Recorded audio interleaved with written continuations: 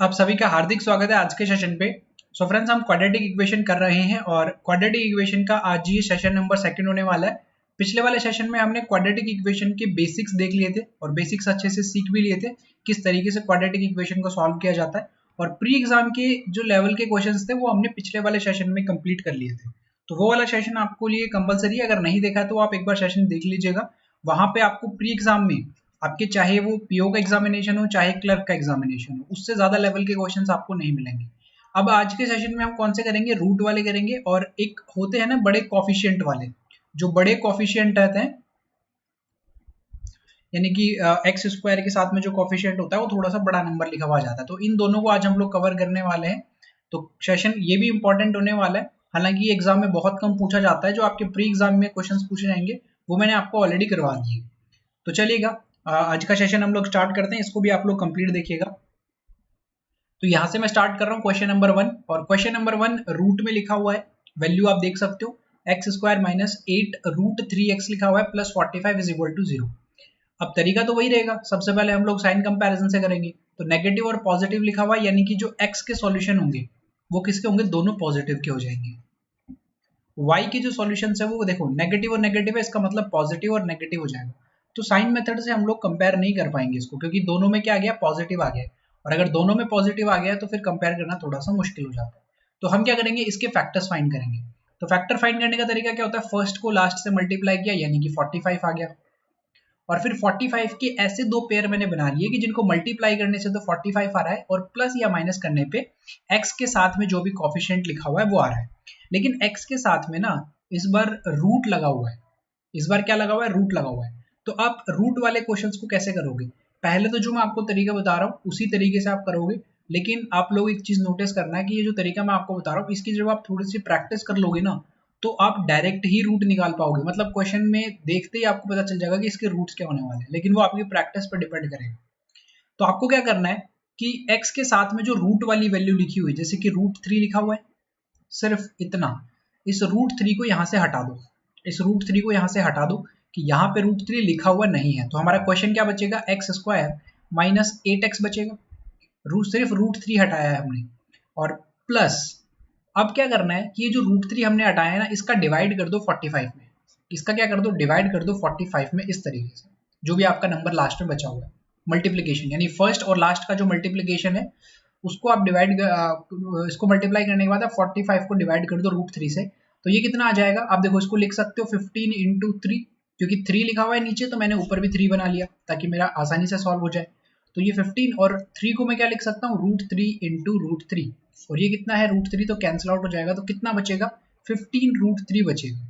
कितना बचेगा, 15√3 हमारा बचेगा। अब यहाँ पे एक चीज बोलो कि ये √3 भी यहाँ पे लगा हुआ नहीं है, हमारे पास में सिर्फ और सिर्फ 15 है। तो हम क्या करेंगे, यहाँ पे 15 लिख देंगे और इज इक्वल टू में 0। ये जो इक्वेशन थी ना, अब ये इक्वेशन चेंज हो गई है हमारी, इसमें x square minus 8x plus 15। भाई रूट वाली वैल्यू को हमने यहाँ से हटाया तो यहाँ तो कुछ भी नहीं करना, 8x एज इट इज आपने यहाँ पे लिखा हुआ छोड़ दिया। फिर आपने ये जो रूट वाली वैल्यू है इसको इस 45 में डिवाइड कर देना है, जो फर्स्ट को लास्ट से मल्टीप्लाई करना है फिर डिवाइड कर देना है। तो डिवाइड करने के बाद में आपको क्या मिला, 15√3 मिला आपको। ये मैंने यहाँ पे अच्छे से एक्सप्लेन कर दिया आपको।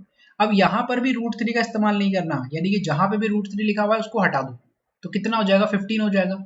अब इस इक्वेशन के तो रूट्स आप निकाल सकते हो ना इजीली, ये तो आपने बहुत अच्छे तरीके से सीखा हुआ है। तो आप क्या करोगे, फर्स्ट को लास्ट से मल्टीप्लाई 15 का मतलब 5 और 3, 5 और 3 आपको क्या मिल जाएगा, यहाँ पे दोनों के दोनों आपको सॉल्यूशन मिल जाएंगे। तो मैं x के लिए क्या लिख सकता हूँ, 5 और 3, ठीक है। नेगेटिव और पॉजिटिव तो दोनों आपको पॉजिटिव के मिलेंगे, 5 और 3।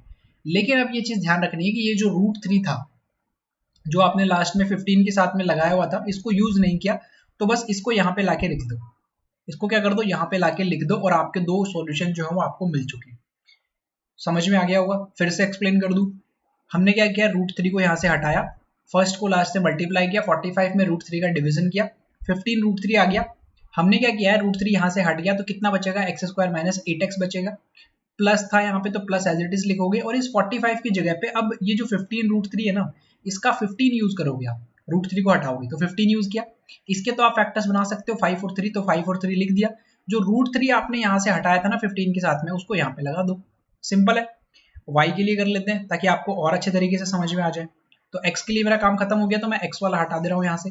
सभी चीज़ों को बिल्कुल आराम से समझा देता हूँ आपको, ताकि कभी भी आपको इशू ना आए। रूट वाला वैसे तो आपके एग्जाम में आता नहीं है, लेकिन फिर भी आप इसको समझ लो, क्योंकि कई बार मेंस एग्जाम में हमको देखने को मिल जाता है, जो क्वांटिटी 1 और क्वांटिटी 2 में आ जाता है कई बार। अब सेकंड वाले की बात करें तो देखो, रूट के साथ में बाहर वैल्यू कुछ भी नहीं है तो आप लिख सकते हो 1 मल्टीप्लाई बाय 2। भाई 1 तो हमेशा रहता है, अगर कुछ भी नहीं है तो वहां पे 1 तो हमेशा रहेगा मल्टीप्लाई में। तो फर्स्ट को लास्ट से मल्टीप्लाई किया, कितना मिलेगा? 24 मिलेगा।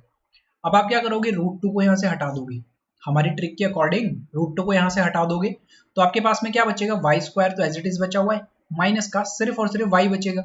रूट 2 को आपने यहाँ से हटा दिया तो सिर्फ वाई बचा हुआ है आपके पास में, और उसके बाद में माइनस लगा हुआ है तो फिर से माइनस लगा दो। अब ये 24 है ना, इसकी जगह पे क्या लिखोगे आप? इस 24 को 2 से आप डिवाइड करोगे तो ऊपर भी 2 बना लो, तो ऊपर 2 कैसे बनेगा? 12 इंटू 2, और 12 इंटू 2 का मतलब क्या हो जाएगा? 12 रूट 2 इंटू रूट 2, और डिवाइडेड बाय रूट 2 है। इस 2 को मैं ब्रेक करके लिख सकता हूँ ना रूट 2 इंटू रूट 2 में, तो मैंने वही चीज लिखी है यहाँ पे। तो ये रूट 2 से ये रूट 2 कैंसिल आउट हो जाएगा, तो कितना बचेगा? 12 रूट 2। लेकिन हम तो किसका इस्तेमाल करेंगे? सिर्फ और सिर्फ 12 का इस्तेमाल करेंगे, ठीक है। अब इसके फैक्टर देखो, फर्स्ट को लास्ट से मल्टीप्लाई, कितना मिलेगा? 12 मिलेगा। 12 के फैक्टर्स मतलब 4 और 3, क्या मिल जाएगा? 4 और 3। और ये जो रूट 2 आपने यहाँ से हटाया था ना, इसको लगा दो यहाँ पे बस, सॉरी रूट 2।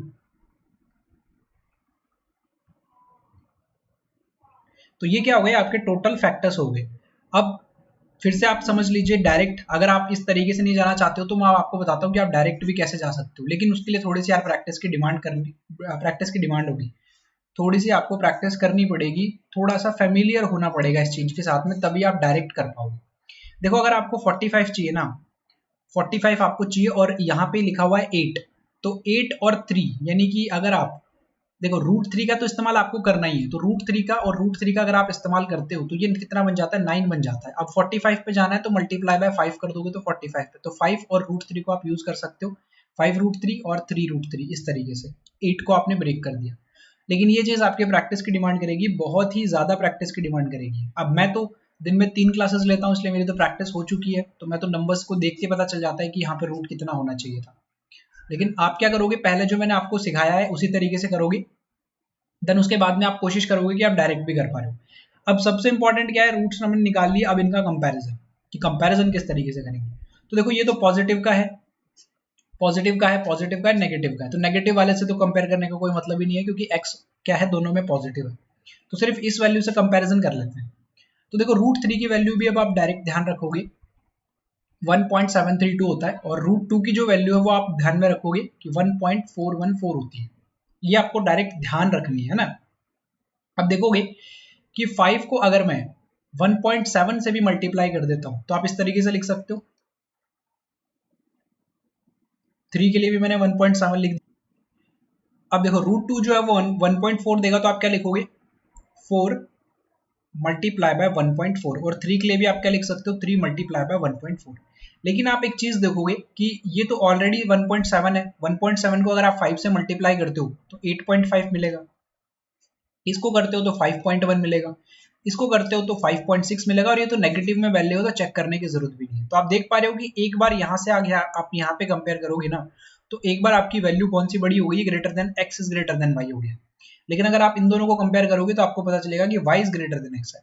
तो आप क्या करोगे? Relation can not be establish, या क्या लिख दोगे? सी एंड डी, कि दोनों का जो रिलेशन है ना वो एस्टैब्लिश ही नहीं किया जा सकता, क्योंकि एक बार तो Y is greater than X हो गया और एक बार X is greater than Y हो गया। समझ में आ गया क्वेश्चन? मेरे ख्याल से कोई इशू आपको नहीं होगा। एक और सवाल कर लेते हैं इसी की तरह, ये वाला क्वेश्चन।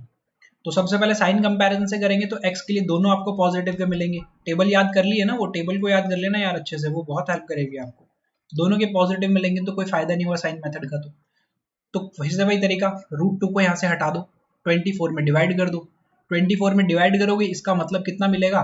2 बनाना है तो 12 इंटू 2 लिखना पड़ेगा, और फिर क्या बन जाएगा? 12 रूट 2 बन जाएगा। देखो डायरेक्ट कर लिया, अब हमने डायरेक्ट कर लिया ना एक बार हमने। कैसे किया? 24 रूट 2 था, तो 24 को ब्रेक करना है तो आप कैसे करोगे? 12 इंटू 2 इंटू 2, तो 2 को मैंने क्या लिख दिया? रूट 2 इंटू रूट 2, तो ये कैंसिल आउट हो जाएगा, तो 12 रूट 2। लेकिन अब ये सब चीजें हमने दिमाग में कर ली थी, हमने क्या कर ली? दिमाग में कर ली, हमें पेन और पेपर यूज करने की जरूरत नहीं पड़ी। और इसी चीज की आपको प्रैक्टिस करनी है कि ये रूट 2 था तो फर्स्ट को लास्ट से 24, रूट 2 को डिवाइड करेंगे हम लोग तो कितना बनेगा ऊपर? 12 इंटू 2, √2 से √2 हटाओ, 12 √2 बचेगा, तो 12 को यूज करेंगे, यानी कि पहला वाला क्या बनेगा हमारा इक्वेशन, सिर्फ 7 रह जाएगा यहाँ पे, तो और यहाँ पे कितना बन जाएगा, 12 बन जाएगा। तो दोनों पॉजिटिव के होंगे तो 4 और 3 आपको मिल जाएगा, तो 4 और 3 लिख दो और जो रूट था उसको यहाँ पे लगा दो। कोई डाउट है? किसी भी तरीके का डाउट नहीं। नेक्स्ट, यहां से भी √2 को हटा दो, तो 12 के नीचे लगाओगे, 12 से आप डिवाइड अगर कर रहे हो तो ऊपर आपको 2 बनाना पड़ेगा, तो ऊपर क्या बनेगा, 6 × 2 बनेगा। तो आप √2 से √2 हटा दो तो कितना बचेगा, 6 √2 बचेगा, तो हम सिर्फ और सिर्फ 6 का इस्तेमाल करेंगे। तो क्या इक्वेशन बन जाएगी, y² - 5y प्लस आप यहाँ पे लिख सकते हो 6 और ये 0। तो यहाँ से अगर आप करोगे तो 3 और 2 आपको मिल जाएगा, तो 3 और 2 यहाँ पे लिख दो, और √2 था तो √2 अब यहाँ पे लिख दो।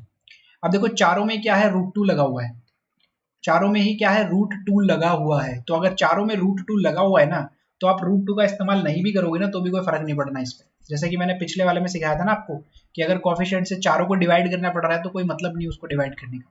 वैसे अगर चारों को √2 से मल्टीप्लाई करना है तो कोई मतलब नहीं है उसको मल्टीप्लाई करने का, हम लोग डायरेक्ट इसी तरीके से कंपेयर करेंगे।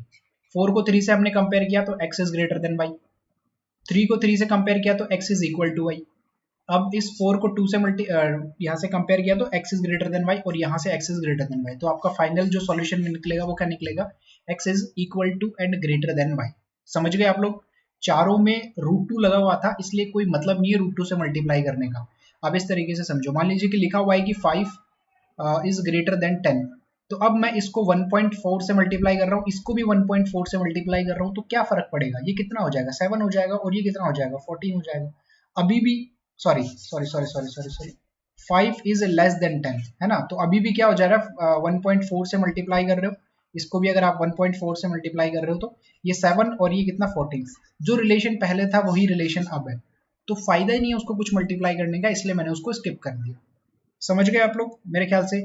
अब जो आपका नॉर्मल जो रूट का क्वेश्चन होता है वो आप एक और टाइप का हम लोग क्वेश्चन कर लेते हैं। यहाँ पे देखिएगा, ये जो क्वेश्चन लिखा हुआ है इसमें मैंने सिर्फ एक ही इक्वेशन लिखी है, बस मैं इस इक्वेशन को आपको सॉल्व करना सिखा देता हूँ, देन उसके बाद में आप लोग इजीली इसको सॉल्व कर लोगे सेकंड वाले इक्वेशन के लिए। ये अलग क्यों है, क्योंकि यहाँ पे जो कांस्टेंट वैल्यू लिखा हुआ है वो भी ऑलरेडी रूट में है, और जो हमारे x के साथ में कोफिशिएंट है वो ब्रैकेट में है, वहां पे क्या है, ब्रैकेट लगा हुआ है। अभी तक तो ओनली √7 लिखा हुआ था या 4 मल्टीप्लाई बाय √7 इस तरीके से। तो अब क्या करेंगे, फर्स्ट को लास्ट से मल्टीप्लाई करेंगे, इसमें बहुत ज्यादा चीजें अलग करने की जरूरत नहीं है। तो आपको क्या मिलेगा, नेगेटिव का 28 मिल जाएगा, 2√28, फर्स्ट को लास्ट से आपने मल्टीप्लाई कर दिया। अब अगर इसको आप ब्रेक करके लिखना चाहते हो तो 28 को आप ब्रेक करके लिख सकते हो 7 मल्टीप्लाई बाय 2 इंटू 2, तो ये कितना हो जाएगा, ये 2 बाहर आ जाएगा तो 2 इंटू 2 4 बन जाएगा, √7 बन जाएगा। ठीक है, ये कितना बन जाएगा, √7 बन जाएगा। तो अगर आप देख पा रहे हो तो यहाँ पे 4 लिखा हुआ है, √7 है, तो ये भी 4 और √7 मिल रहा है। तो अगर आप इसको ब्रेक करते हो तो आप इस तरीके से लिख सकते हो, इसको माइनस का 4 लिख सकते हो और इसको 7 लिख सकते हो। मल्टीप्लाई कर दोगे तो आपको सेम वैल्यू नेगेटिव का 4√7 मिल जाएगी, और अगर इन दोनों का एडिशन करते हो तो √7 - 4 मिल जाता है। सेम ही आपको मिलेंगे, है ना। इस टाइप का अगर क्वेश्चन आता है ना, तो ये जो यहाँ पे आपको फैक्टर्स मिले, यही इसी टाइप के फैक्टर्स भी आपको यहाँ पे क्वेश्चंस में देखने को मिलेंगे। तो अब क्या करेंगे, अब हम लोग फैक्टर्स हमें मिल गए हैं, ये -4 मिल गया है और यहाँ पे मिल गया है √7 हमें यहाँ पे मिल गया है। तो हम चलो मैं आपको थोड़ा सा बेसिक से भी बता देता हूँ ताकि आप लोगों को डाउट ना रहे किसी भी तरीके का। तो यहाँ पे देखो x² एज इट इज लिखोगे, प्लस जो 2 रूट आपको मिले हैं उनको लिखो, √7 आप यहाँ पे लिखोगे, नेगेटिव का 4 आप यहाँ पे लिखोगे, दोनों के लिए क्या लगा दोगे, x लगा दोगे। मैंने ज्यादा कुछ नहीं किया, बस इस x को क्या कर दिया है, अंदर मल्टीप्लाई कर दिया है, √7x और माइनस का √4x लिख दिया। नेगेटिव का अब ये चेंज हो गया 4√7 में, 4√7 में चेंज हो गया ना, इसको मैंने 4√7 में लिख दिया। अब क्या करना है, x को आपने कॉमन लेना है, मिलेगा आपको x प्लस √7 और माइनस रहेगा यहाँ पे, और 4 को आपको कॉमन ले लेना है, क्या रहेगा, x प्लस √7 आपका यहाँ पे रह जाएगा। तो आपके दो यहाँ पे पेयर बनेंगे, एक तो x - 4 का बनेगा और एक x प्लस √7 का बनेगा। तो आपके जो फैक्टर्स होंगे वो क्या होगा, नेगेटिव का √7 और एक आपका बनेगा पॉजिटिव का 4। तो यही तो आपको यहाँ पे फैक्टर्स मिले हैं भाई। यहाँ पे देखो, ये पॉजिटिव का है, ये नेगेटिव का है, तो आपके जो सॉल्यूशन होंगे वो क्या होंगे, नेगेटिव और पॉजिटिव। सबसे पहली चीज तो ये पॉजिटिव का है, ये नेगेटिव का है, तो नेगेटिव और पॉजिटिव मिलेंगे। आपने यहाँ पे फैक्टर्स देख लिए थे कि ये फैक्टर्स मिले हैं आपको, तो आप क्या करोगे, आप यहाँ पे क्या लिख दोगे, इन दोनों फैक्टर्स को यहाँ पे लिख दो। तो आप क्या कर दोगे, √7 यहाँ पे लिख दिया, और उसके बाद में आप लोग जो 4 है उसको यहाँ पे लिख दोगे। ठीक है, तो आपके जो दोनों फैक्टर्स हैं वो आपको यहाँ पे मिल चुके हैं। तो मेरे ख्याल से ये वाला डाउट आपका दूर हो गया। अब अगर इस टाइप का क्वेश्चन आता है तो आप लोग इजीली इसको बना दोगे। पीडीएफ में बहुत सारे क्वेश्चंस अवेलेबल है इस तरीके के, आप लोग वहां से देख लीजिए। ये क्वेश्चन करते हैं। ये क्वेश्चन है आपके बड़े कोफिशिएंट का, यानी कि एक्स स्क्वायर के साथ में 35 लिखा हुआ है, इधर 20 लिख दिया, ये 56 लिखा हुआ है, ये 42 लिख दिया। तो बड़े कोफिशिएंट को किस तरीके से हम लोग जल्दी सॉल्व कर सकते हैं ये चीज देखेंगे। क्योंकि अगर आप 56 को 42 से मल्टीप्लाई करोगे इस तरीके से, तो तरीका तो सही है, करते तो इसी तरीके से है, लेकिन ये वाला तरीका गलत है मल्टीप्लिकेशन करने का। इतना लंबा चौड़ा मल्टीप्लिकेशन हम लोग एग्जाम के दौरान नहीं कर सकते, इतना टाइम नहीं मिलता हमको। तो क्या करेंगे, 35 को आपको मल्टीप्लाई करना है 20 से और ब्रेक करना है कि 53 आ जाए और मल्टीप्लिकेशन क्या आ जाए 35 और 20 का। तो आप एक काम करो, इस तरीके से लिखो, 35 आप लिखो, आप 20 लिखो। आप देखो इन दोनों का ब्रेक करके लिखोगे तो मैं क्या लिख सकता हूँ, 5 इंटू 7 लिख सकता हूँ, 35 होता है, और इसको मैं 4 इंटू 5 लिख सकता हूँ, ये भी क्या हो जाता है 20 हो जाता है। अब मैं क्या करता हूँ, मेरे पास में 4 ऐसे मल्टीप्लिकेशन मिल गए हैं जिसे मैं, अगर मैं 700 के बनाता तो भी मिल जाते। 700 के क्यों, क्योंकि इन दोनों का मल्टीप्लिकेशन आपको करना है ना, तो ये कितना बनेगा 700 बनेगा, और 700 के आप पेयर ढूंढोगे इस तरीके से, तो यही 4 पेयर आपको मिलेंगे। ठीक है, जो कि इंपॉर्टेंट होंगे और आपको फैक्टर्स तक आसानी से पहुंचा देंगे। तो अब आप क्या करोगे, इन चारों में से 2 फैक्टर्स बना लोगे। अब क्या करोगे, चारों में से 2 फैक्टर्स बना लोगे। इन चारों का जो मल्टीप्लिकेशन है ना वो 700 ही आने वाला है। तो आप 2 पेयर ऐसे यूज कर लो। देखो अगर 7 और 4 को आप मल्टीप्लाई करते हो तो 28 मिल जाता है आपको, 5 और 5 को मल्टीप्लाई करते हो तो 25 मिल जाता है आपको, अगर इन दोनों का आप एडिशन करते हो ना तो 53 भी मिल जाता है आपको। तो देखो 53 हमें मिल गया, इन दोनों का मल्टीप्लिकेशन इन दोनों के मल्टीप्लिकेशन के बराबर होगा, चाहे तो आप करके देख लेना। यानी कि हमें फैक्टर्स भी मिल गए हैं और हमें यहाँ पर जो x के साथ का जो कोफिशिएंट है वो चाहिए था वो भी मिल गया। अब हम क्या करेंगे भाई, 28 और 25 मिल गया है हमें, तो बाकी चीजों को हटा दो। तो अब देखो 35x² माइनस का, इसको मैं क्या लिख सकता हूँ 28x, और इसको मैं क्या लिख सकता हूँ 25x प्लस का 20। ठीक है, इस तरीके से ब्रेक हो गए। हम क्या करेंगे, पहले साइन मेथड से करेंगे, तो दोनों के दोनों किसके होने चाहिए, आपके पॉजिटिव के होने चाहिए। और फैक्टर्स कौन कौन से थे, 28 25, तो बस 28 25 को यहाँ पे लिख दो। लेकिन ध्यान रखना कि एक्स स्क्वायर के साथ में कोफिशिएंट भी है, तो आप क्या करोगे 35 से डिवाइड भी कर दोगे इस तरीके से। इसको और छोटा करके लिख लो, 7 से करोगे तो 4/5 आ जाएगा, तो इसको आप लिख सकते हो 4/5, और इसको आप क्या लिख सकते हो, 5 से कर लोगे तो 5/7 लिख सकते हो आप इसको। ठीक है, सेम काम करेंगे हम लोग सेकंड वाले के लिए। तो इसके अगर आप यहाँ पे साइन देखने जाओगे तो नेगेटिव और पॉजिटिव लिखा हुआ है, इसका मतलब पॉजिटिव और पॉजिटिव ही आपको मिलेगा। तो 56 मल्टीप्लाई बाय 42 करना है, नहीं करेंगे, सिर्फ और सिर्फ इनको ब्रेक करेंगे, 7 इंटू 8 और 6 इंटू 7 मिल गया। अब एडिशन करने पे हमें 97 चाहिए, तो अगर आप इस तरीके से करते हो, मान लो कि 6 इंटू 7 करते हो तो ये 42 आपको मिल जाता है, 8 इंटू 7 करते हो तो 56 मिल जाता है, लेकिन ये तो कितना हो गया 98 हो गया, लेकिन हमें तो 97 चाहिए। इसको हटा दो, इसको हटा दो। तो अब क्या करोगे, अलग तरीके से करोगे, तो 6 और 8 को करोगे तो 48 मिलेगा, 7 और 7 को करोगे तो 49 मिलेगा, दोनों का एडिशन आपको 97 मिल जाएगा। इसका मतलब 2 फैक्टर्स आपके कौन कौन से हैं, 49 और 48, तो प्लस का 49 प्लस का 48, इस तरीके से ये y के लिए हो गई है। और 56 क्या है, y स्क्वायर के साथ में कोफिशिएंट है, तो 56 से आप इनको क्या कर दो, डिवाइड कर दो। ठीक है, अब अगर इसको और छोटा करना चाहते हो तो 7 से डिवाइड कर लो, इसको और छोटा करना चाहते हो तो आप 8 से कर लो, 8 6 और 8 7 इस तरीके से। अब कंपैरिजन करना है, कंपैरिजन बहुत इंपॉर्टेंट है। अब बाकी सारी चीजें मैं हटा देता हूँ क्योंकि कंफ्यूजन क्रिएट नहीं होगा फिर आपको, सभी चीजों को मैं यहाँ से एक्स्ट्रा जो चीजें हैं उनको हटा दे रहा हूँ।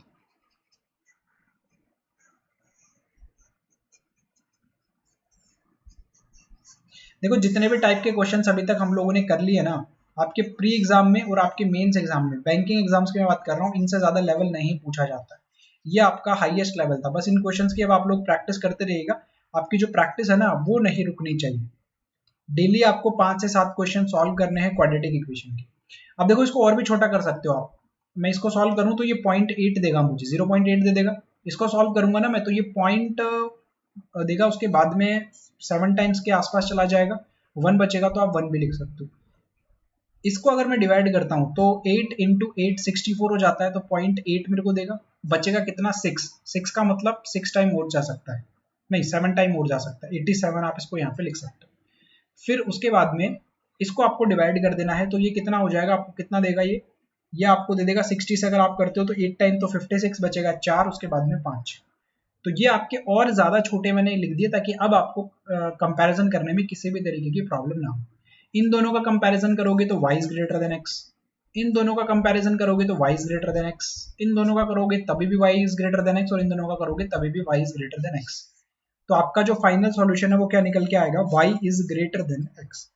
ये क्या हो जाएगा, आपका फाइनल आंसर हो जाएगा। ठीक है, तो मैंने अभी आपको रूट वाले भी बता दिए हैं किस तरीके से आपको सॉल्व करने हैं, और एग्जाम में इसी लेवल का आएगा, इससे ज्यादा लेवल का नहीं आएगा। और उसके बाद में मैंने आपको जो कॉफिशिएंट है, बड़े कॉफिशिएंट किस तरीके से सॉल्व किया जाएगा ये भी मैंने आपको बता दिए हैं। ये हमारे पीडीएफ में क्वेश्चंस बहुत सारे अवेलेबल है, मैंने आपको भेज रखी है ऑलरेडी, तो उस पीडीएफ में आप लोग सॉल्व कर लीजिएगा। तो फिलहाल के लिए सिर्फ इतना ही, मिलते हैं नेक्स्ट सेशन में। Thank you.